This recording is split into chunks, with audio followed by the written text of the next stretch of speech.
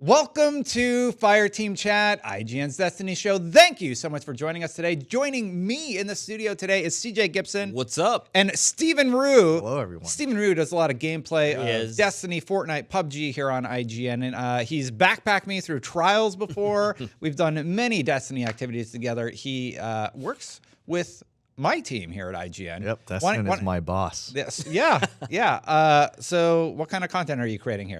My official role is a gameplay producer. Right now, Fortnite is all the craze, so I've just been stuck on that. Stuck on it. Yeah, exactly. Rough life you got long there. live Fortnite. Fortnite and PUBG. What's your Destiny history? How many hours did you play of Destiny 1? So I first started on Xbox. Yeah. I think I have maybe 1,500 hours on Xbox. Okay. And then I went to PlayStation during Taken King. Yeah. And I think I have maybe 3,000 hours on PlayStation. You've played a little bit. Yeah. You've played a little bit It's of an Destiny. okay game. Just a few trials rounds in there, you know? Yeah. Jeez. Sean is out on a shoot. Fran is also in LA doing some Fran, vice president, whatever he does, stuff. Exactly. Yeah. But on today's show, I should have got to this a little bit sooner. We're going to be talking all about the Iron Banner 6v6. What do we think? Breaking news, everybody. We like it. We're also going to talk about the Destiny Summit. We're going to talk about those exotic changes and progression changes coming to Destiny 2. Let's get right into it, guys. Iron Banner is pretty fun. It is. Yeah, 6v6 is the way to go. I like that teams can get on point, Change capture them faster. I'm really glad that I played before the show because I've been feeling very just like, why? There's nothing really to chase or anything. And then I'm like, oh yeah, because sometimes you just play a game to have a little bit of fun. I forgot about that. Exactly, and that's what's weird. Now, it's still pretty sweaty. Did you feel that? I mean, I played with Steven for a little bit. I also solo queued because I want to get an idea of what those both felt like. What did you think then when because you just solo queued? I solo queued for 2 matches. I lost the first one barely, and I yelled at my TV a little bit. I'm like, capture the point! You yelled at the TV? Yeah. No. Yeah, if you're watching my Not Give Me God of War possible. playthrough of God of War, I've been yelling a little bit every once in a while over on Twitch. But you liked it. Yeah, I did like it, and it gives me a peek into the positive changes they're making ahead of the May 8th reveal. Yes. So that's going to be really good. We're going to see more of that on April 24th, the new Warmind expansion, which is coming to Destiny 2. Steven, you have not been too high on Destiny lately. You played Iron Banner, and you said some weird words. What was it? I love 6v6 Iron Banner. Oh, there it is. Yeah. There you go. Please make it permanent. Right? Yes. Right? It's like old school control. It's pretty fast paced. Yeah. I can get my tractor cannon trolls in there. Oh, gosh. It's- I watched it's you do that a so dozen fun. times, and I was like, dear God. Yeah, my loadout is Antiope. Thank you, Pope. Yeah, I heard that. It's I think it's Nurgle. means It's Antiope. like the poor man's Nurgle. Yeah. You missed last week. And clearly. then tractor cannon, and everyone's like tractor a cannon. troll. But when you hit somebody, they like pop super, and you're like, cool, get away from me. Boom. And then you nuke them with Antiope. I mean, good luck with that. Yeah. Antiope. I heard Pope's explanation, though. And he's a teacher, so that's fair. No, 6v6 Doesn't know is what really he's good. talking about. No, it's 6v6 is awesome. I will say that, yeah, feeling any more team shotting? Because I didn't feel that as much, and I think it's a combination of just people rolling a little bit freer. I was a getting little more chaos. I was getting team shot. I think people are just hopping in to have fun now and be a little bit less sweaty. Yes. What do you think, Steven? For the first time in Destiny 2, I had so much fun. And to be honest, when they said hero moments would be back, I didn't really feel it until 6v6. Yeah. I think hero moments are back in 6v6 because it's so chaotic. There is no clumping. Yeah. And there's more power ammo because there's more players now. Yeah. And for the first time ever, I kept saying, let's play one more. You said one more One to more. me. And We played until 3 a.m. last night. Yeah. Shh. And I had a blast. Like Yeah. I'm That's loving pretty good. it. I'm Yeah. absolutely loving it. It'll come back in what, 3 weeks maybe? Yeah, I think 'Cause this it's on is a rotating this is the last one playlist. of the season. Yeah. Right. Yeah. So yeah. And I mean, I think the biggest question that comes out of this is now looking back at 4v4, and I think the decision was made obviously for competitive reasons. It seems really odd now looking at how fun this is. Yeah. Why they did that, and now I mean the maps didn't feel small to me. Some of them feel like you're spawning around and doing maybe you know, I still am catching people spawning on certain maps, but overall, like Burnout feels amazing. Like that feels as close to Destiny 1 as I can actually remember the game feeling in the last like few months. So Yeah, definitely. and Good. To piggyback off that, there are certain maps that I did not like at all. Oh, which one? 4v4, Ultra Flame. I hated that map. yeah. Last night we played it maybe like 5 or 6 times. 6v6. It's my favorite map. Oh, really? Yeah, and it's Wow. crazy That's how different. 4 extra players makes it so much more fun. Yep. It's probably just because there's constantly something happening. There's either power ammo to chase or somebody to engage with and fight against, and yeah. And this was some of my, you know, comments about Rumble as well. Like, I understand, again, like, the spawns need to maybe be adjusted a little bit. They designed the maps with 4v4 in mind, but yeah, there's that, when there's a lot more people on the map, you get a chance to have interactions and engagements more often. It feels less clunky, more chaotic, and I mean, that's what Destiny 1 was. It was a lot of fun. Like, it was not as balanced as what Destiny 2 has been the last few months, so. I have to say this. You guys are trial players, right? Yeah. Yeah, mainly you guys prefer trials over Iron Banner. I'm an Iron Banner guy. Iron Banner was like my favorite mode in Destiny 1. I played regularly, even after I had the gear, just because like you would chase the weapons and such. Yeah. And I really, really enjoy that. And I'm super, super happy that it's a fun experience again. Like they're reverting it back to Destiny 1, and it's nice to hop in and just have a good time. Even though my characters are at max power, I don't really have anything to chase. Yeah. I mean, I could log in as my hunter, but I'm just like sort of whatever. Yeah. I'm excited and I'm happy that we have this again, Yeah. and it's a fun mode to experience. Totally. Yep. So let me just go over the notes that you wrote here. Team shot. It looks like we went over everything. Yeah. So let's talk real quick about one of the weapons that some people might be using. The DFA. Did anybody grind that out besides Fran Mirabella, who's not here? He probably didn't get it. Yeah, and no, Fran did get it. I know. Okay, I was gonna say I wasn't 100% sure because he grinded with Teddy, who also got it after like 50 some grinding. Yeah, but it seems like normal is the way to go. Yep. So Fran was talking about that. He's like, don't even bother because the percentage increase. Yep. It clashes with the amount of time it takes to do it on hard mode. So just do it on normal, and you have just as much chance to get it. Yeah. So basically. Yeah. So you don't have it. You didn't get it either. I mean, I was noticing a little bit of getting hit with it in Iron Banner, not tons, but I'm wondering if that's because people don't have it, or maybe it's just like, I mean, I don't know. What do you think about it from what you've seen about the gun? So I tried maybe 5 or 6 times to get it, and I didn't get it. But the problem with me with Destiny 2 is every gun has a category, like 140 RPM, 150 RPM. And to me, no matter what gun you use, as long as it's that archetype, it feels the same to me. And that's why I'm not chasing it. That is the exact reason for me I'm not too. chasing it. Yeah. For like that gun feels like any other hand cannon for me in that archetype. Yeah. Silicon like, Aroma. The I have sniper, better though. devils. I'm good. Right. Silicon Aroma, though, the sniper has like super quick ADS. So that's really I have nice. Alone as a God. Alone as a God, but that's the trade-off there. But you're right. So I think, I mean, but it's the first time I've actually felt like I've wanted to invest like time to chase something in the game, and that's been rare. So I'll agree. Like I I don't want people to take away that this is a negative. I said it before on the show. I'm very happy with what they're doing with the Nightfalls. Yeah. It should be weapons for every Nightfall. Yeah, It should be a unique weapon. I don't know why we're chasing a Sparrow this week. Yeah, But I mean, whatever. Well, so I mean, I think some of the reason why is because when people were talking about it being locked behind Eververse, We talked about this last week. You're just saying they want stuff to chase. Totally agree. Yeah. Cosmetics. could it be both at the needs to same be time, both. right? Yeah. It could be like, hey, you do this, and then there's a chance at getting the Sparrow, and then there's a chance at also getting the hand cannon. So then if you actually doubled up and there was a certain strike that you could do both and potentially have a chance, I think makes more sense. So Yeah, like when it was Omnigul, you had a chance at a Bond or, well, if you're running Warlock, And or and Grasp the pulse of Mallet. rifle. and the Pulse Rifle, which was dope. yeah, it was disgusting. Did the Pulse Rifle have randoms, or was it a locked? No, it was random rolls. All random. That's the reason why people did it over and over again. So that was the other reason why. It's like, the God roll conversation. They made some notes about, randomization and what that means further down the line. So yeah, if that comes into play, and it would be nice in a way if it was strikes, like that's the other thing. Like I want to be able to grind that if I want to, but it's cool. It's cool that it's at least available on Nightfalls to be able to get something unique. So, And it's interesting to hear that other games are like, oh yeah,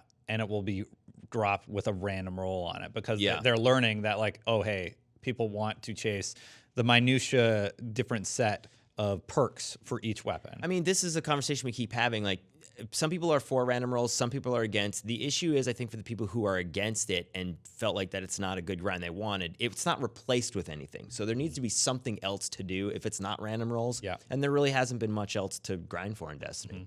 I think they had something with the randomization. Yeah. People seem to be chasing it. What's your take? Did you like grinding out for I like random rolls. Yeah.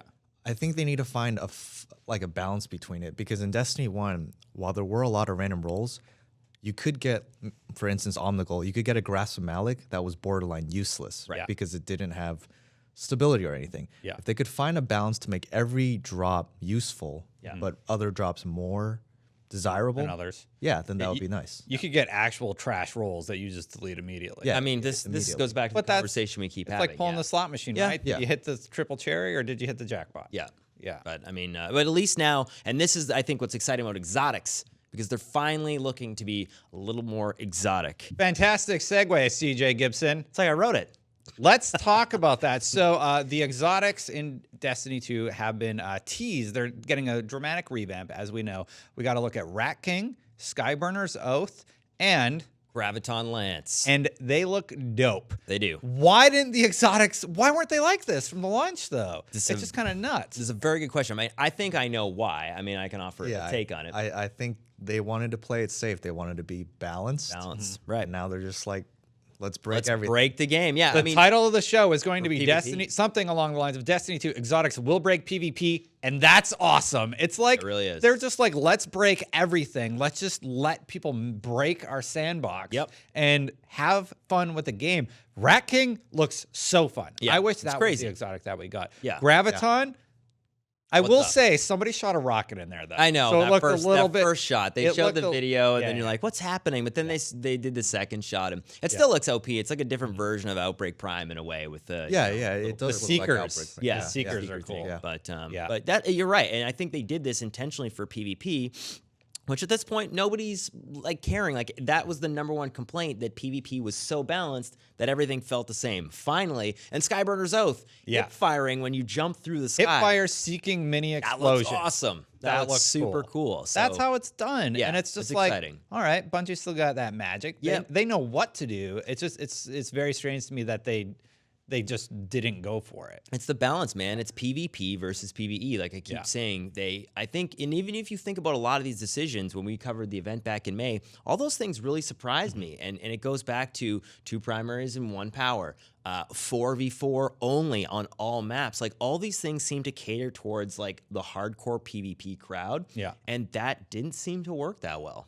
So I cannot wait to see what they did with Tractor Cannon, because they teased it a little bit, and I'm already using it all the time because it's you guys watching me at my desk, and I'm like, this is so fun. I can't wait for Sunshot. Oh, yes. yeah, I want yeah. huge explosions. Yeah. Yeah. Well, John Wisniewski posted that tweet with the bridge collapsing at Sunshot. Do you remember that? I don't. Yeah, he's like, okay, we're testing out Sunshot here. And then there's like a bridge being detonated and it goes and it like crumples into pieces. Yeah. So, yeah, I mean, it's exciting to think of now seeing a few of these, what it could be and what it means for potential other exotics that are released, but others that, you know, might make a return. Is it all? Well, I would say, is it all flash or is the damage there? But we saw what you could do with Rat King. You were melting the raid guards, Yeah, basically. for Which sure. right now that doesn't happen. And, I mean, I'd be remiss to not mention this, Vigilance Wing. Right now, if you're playing PvP, you're using what weapon? I am using Vigilance Wing as my kinetic. So that's the because thing. It has such a fast TTK. The TTK is insane, and if it ends up being one of those things where TTK on a lot of the exotics ends up being a lot faster, this was kind of some of the meta thing that I think that they could do. Rather than revamping it or updating the meta, they just introduce new weapons that are stronger, and people will gravitate towards that. So it's less about tweaking the old meta and creating new weapons, and I think the exotics are going to do that. So I really want to play with Tractor Cannon. I want to see what it does, because right now already you hit them and then they just smash against the wall, and every player I use it against, they have no clue what happened. But they're super confused, and I'm just like, this is so great. you're the biggest troll. Of all the things, have they even mentioned something about Tractor Cannon being buffed? Or I think something about the trajectory at which they go flying. I Okay. don't know. Maybe Yeah. they go faster. Yeah. They're I'll not go touching fast. a couple of them, right? Like Merciless, I think they're not touching Merciless. Yeah, I mean, they've only talked about a few. So from that standpoint, yeah, it'd be interesting to see. My thing is, if you look back at Destiny 1, you think about the exotics that wreak the most havoc in PvP and PvE. Thorn, Last Word, Gallahorn, obviously. Gallahorn, Truth. And Hawkmoon. So those were things that broke down the TTK and PvP. Like when you got double shotted with Hawkmoon, you were like, what just happened? Like, but it was kind of great when you were the one shooting it, and you could see the weapon that you were dying to. You're like, oh, it's a Hawkmoon. I understand. And they had to adjust the proc rate on it, right? I will. You could still get 3-shot. I will say the one thing I did like what they did with Destiny 2 is they took out luck in the chamber. like a perk. Overall. I mean, I miss it too. That was a fun perk. I don't know. I wasn't a fan of luck in the chamber because if you're in a heads-up fight, it shouldn't go down to RNG. If you're both hitting shots, I hear you. And one bullet does more damage than the other. Well, this is Ghost. This is Ghost. That sounds bullets really boring. And but this is Ghost bullets, and then also what's the in-air accuracy? Like Bloom. These are all the things that we talk about that add a certain amount of randomization. That for the most part, I don't dig either, but as a perk, it's not bad. Like it's situational. I get it. I mean, at this point in time, though, PvP's been so balanced that people have not been digging it. So just break it. These exotics are breaking it. Yeah, I'm super stoked. Definitely. In addition to the exotic changes, which we've loved the previews, I think they previewed enough, though. I want to get in the sandbox and try any others out for myself. Yeah. There's also going to be a progression change. They're changing it. I'm just going to read off my paper here, so we should go to the wide. But the result that was achieving the cap felt less satisfying. It was easy, and there weren't any activities that dared to require it. Anyway, basically they're adjusting it so that the gap, there's a soft cap for Warmind of 340 and the hard cap is 380. And then that doesn't take into effect the +5. So the jump from 340 to 370 will be the same from 370 to 380. I believe that's what they said. Yeah. Yeah. Just reading a little further in, that looks like I got it right. Page 2. Yes. Yeah. I mean, so I'm actually kind of excited about that. I was worried that they were going to falsely string out the power climb, but after reading what they actually said about it, it sounds like they're reverting to more of a Destiny 1 thing without the exotic cheese. Yes. So they're getting rid of the exotic climb cheese. Exotics. How do you guys feel about that? Do you think they're going to falsely inflate the length of the Warmind, or do you think this is a smart strategy? I mean, I think it's smart. I think the challenge that they have is that, people did a bunch of things to power up, but there was no reason to get max power. Like even the raid, you could do it so under-leveled that it was kind of useless. So I hope that there's activities that require you to actually have some power level to be difficult. Yeah, they kind of talked about it. They want people coming in every week and doing the raid, doing Trials of Osiris, and doing their weekly events. How do you feel about the changes, Steven, to the climb? We don't know, if it's going to include trials, because those things right now are not power level dependent. Well, they actually say that the climb will be more impactful if you are doing trials or the weekly events like the raid. I wonder if that means that they're potentially going to like bring light level back for those things. Well, so my take from that is you get higher light gear or higher power gear from those activities. It doesn't, to me, that doesn't mean that those activities will require light. Right. Well, for trials.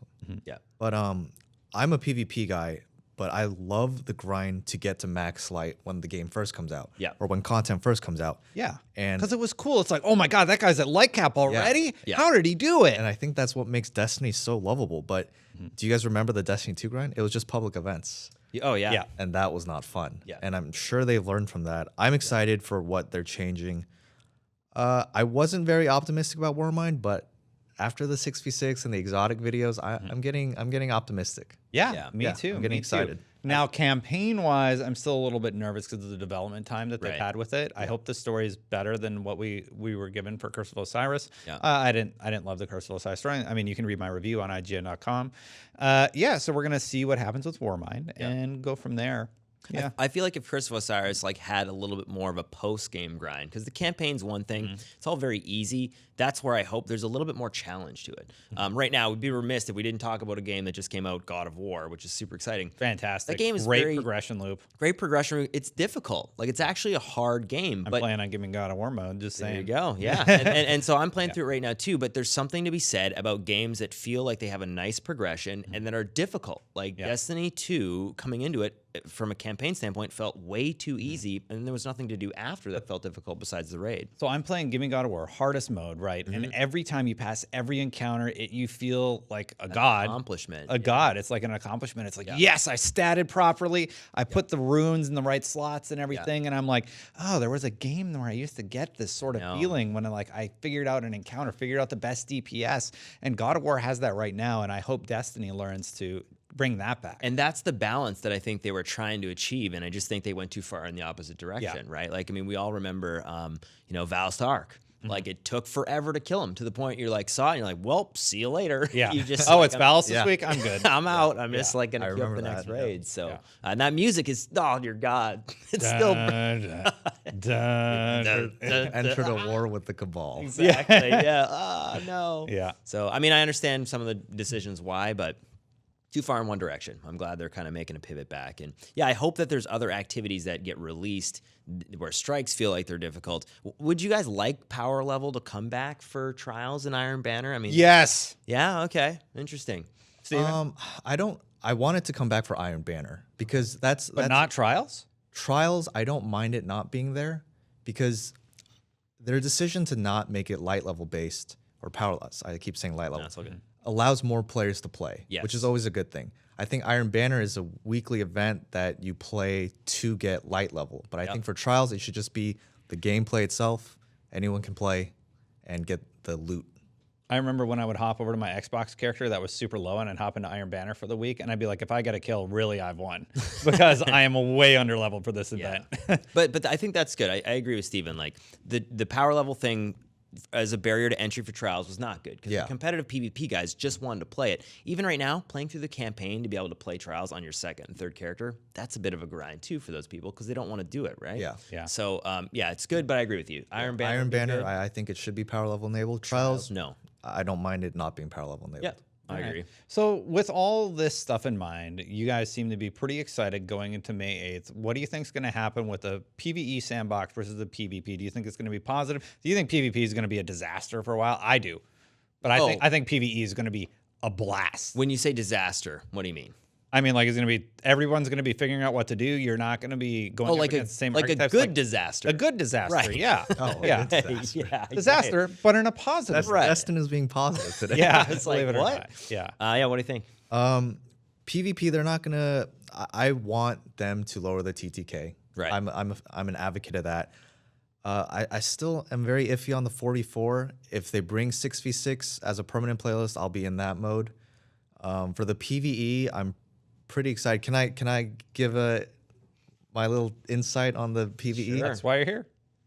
For the Curse of Osiris post game activities, aside, I think the biggest disappointment in Curse of Osiris was, and you guys were talking about God of War. I haven't played God of War yet, but to me, it seems like there's a super big investment on the father and son relationship. Yes. Is that safe to say? Yeah.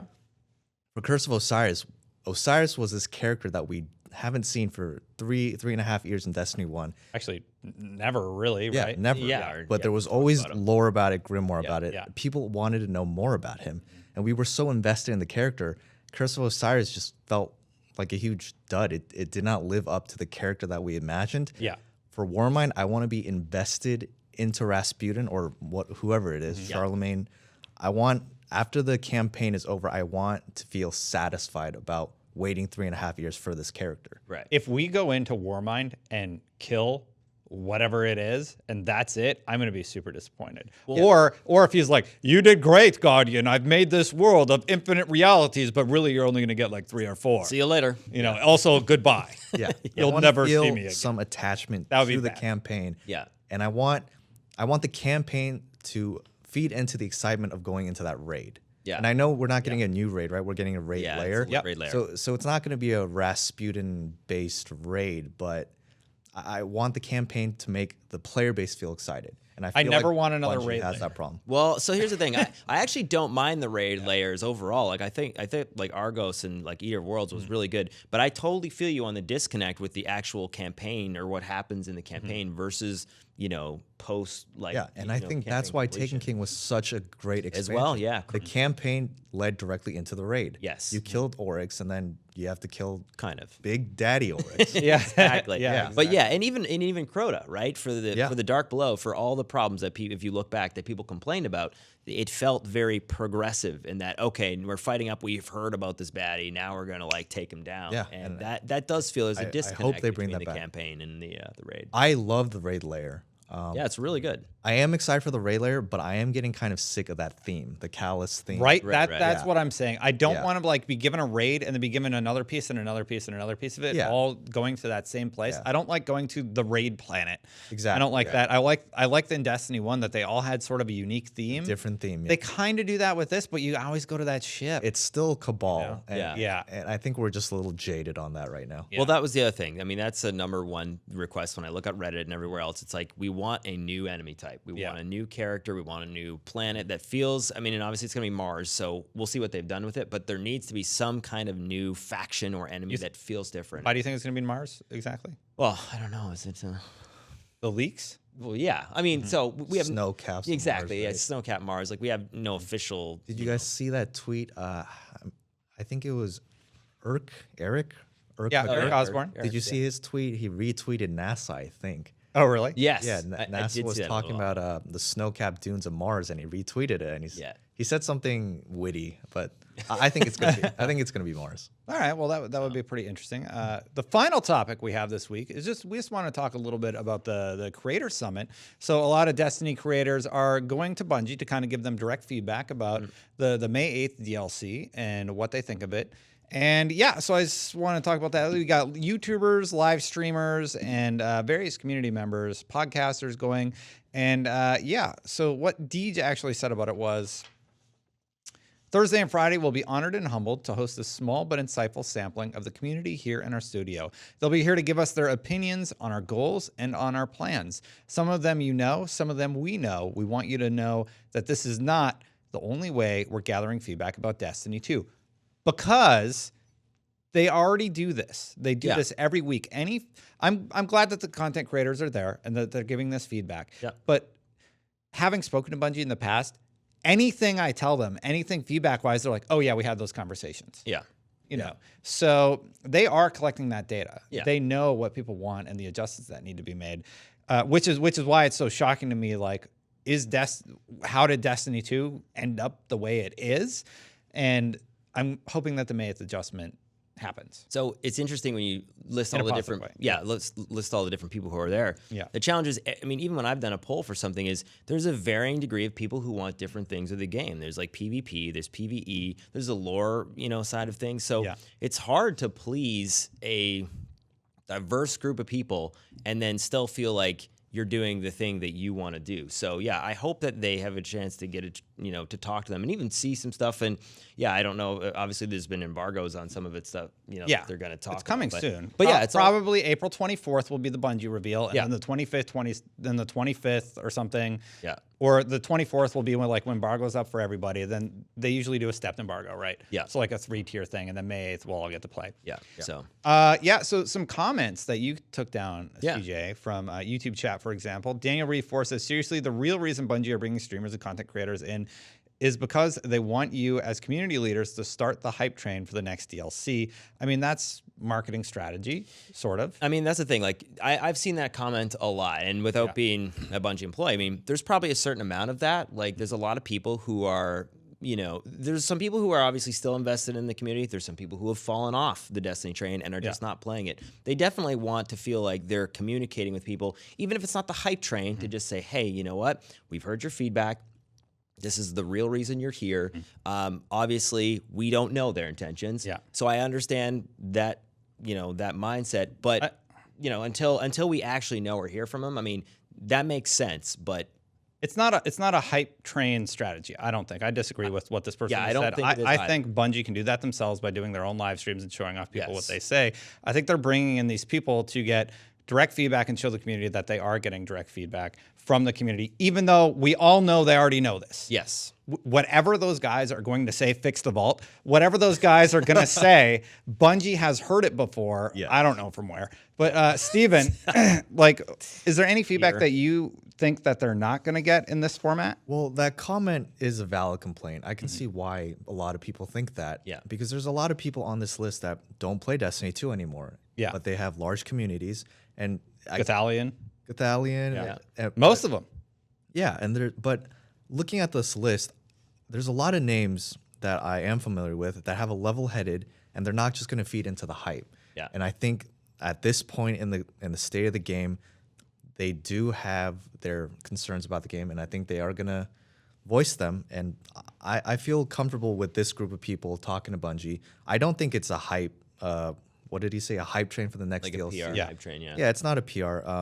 As far as I know, they're not allowed to talk about it until April 24th anyway. Yeah. So, like you said, Bungie's going to hype it themselves on April 24th. Yeah. So, I hope that this group of people will voice their concerns that their community has been telling them. Yeah. And in turn, I hope Bungie assures them or shows them we are really listening. Yeah.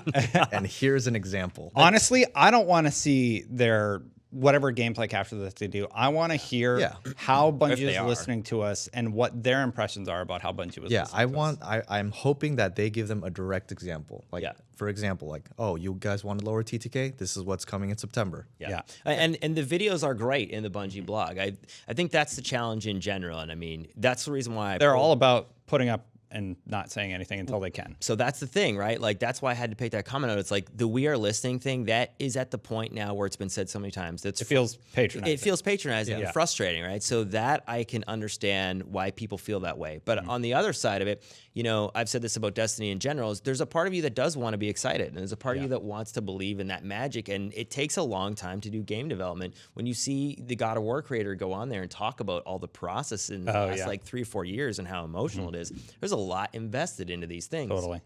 I want to feel like there's some surprises still with knowing a little bit what's going on behind the scenes, but there's an incredible amount of balance that goes into, hey, this is the product that we believe and want you guys to experience, and at the same time not feeling like, okay, now we've made it a little too high and you have this expectation. I think that's been Bungie's challenge the last like 6 months, is setting the expectations properly. And you know, before like everybody was anti Luke Smith, I think people love Luke Smith because he's kind of cuts through the bullshit. Yeah. You know, he's really honest about his feelings, about how he feels about the game. And you don't necessarily get that when you're getting a press release or whatever. Yeah. Like he just kind of cuts through all that and is very straightforward. It is. And it's appreciated by the community. It is, and it's unfortunate because for the most part, some of those things that he says, like he's a very kind of cavalier guy. It gets taken and thrown out of context, and then it gets used as a meme later on. So, but he's not on, you know, Reddit and social media, you know, making a bunch of derogatory comments or anything like that. So yeah, hopefully people can see that side of, you know, the creators there and understand that they're passionate about this game and really want it to be the best it can be. Typical apologist, CJ. Oh, there it is. What do you got, Steph? Chill. I wouldn't mind if they did this more often, because with Destiny's problem has always been they take a long time to change the sandbox or do something. Yeah. And then by the time it's out, it takes too long to change if people don't like it. Yeah. Well, you have to agree. And that frustrates the community. But if they do these summits more often, show what they're going to show, and then get a general feedback, we don't like this, we do like this, then they can change it more proactively. I'll say this, they take community feedback regularly. They don't do it publicly in a fashion like this. And that's what they're doing different this time. And that is why I'm optimistic that they're doing this. Yep. Real 5 said, it doesn't have to be amazing. Look at D1 Year 1. Dark Below was meh. House of Wolves wasn't amazing, but it showed progress. Then we got Taken King, probably the pinnacle, because they changed all kinds of stuff. This is the time frame we need to anticipate, September, before we get the big changes we want. What we need Warmind to do is show us it's headed back in the right direction. Well, 6v6, Rumble, 8. Yeah. putting it down to 6. Yeah. You know, kind of messing around with that stuff. I think it is showing that they are making faster adjustments. Yeah. And it's been positive. And I hope the community comes back because I love this game and I want it to be successful. And that's why I'm so salty at most of the time, because I'm like, it's like, I know Bungie knows better, and I just want my game, the game that I love to play, to be great again. You know? And that's the overarching theme in, like, I think Reddit posts and YouTube and all that stuff.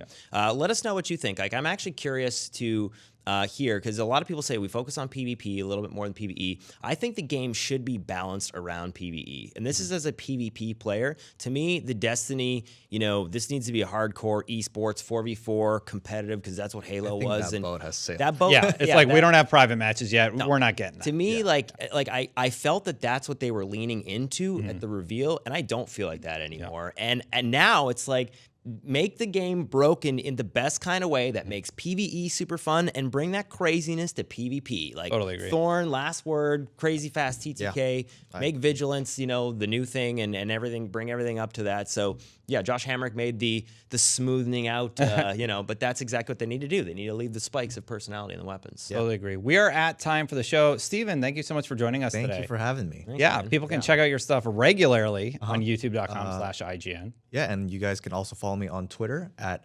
STEVRYU. Stevru, first plug. That's right. Wow. Nicely done, man. Pretty good. He's all right. He's all right. He's He's okay. Yeah. Yeah, thanks. All right, so we're going to wrap it up. And audience, that's all we have this time. So until next time, Guardians out. Hey, thanks for watching, everybody. Whether or not you like Destiny right now, we really appreciate you checking out the show. You can actually subscribe right here to Fireteam Chat, where we'll be talking about Destiny and other games like it. And you can see every episode of Fireteam Chat right there. I'll see you next time, everybody.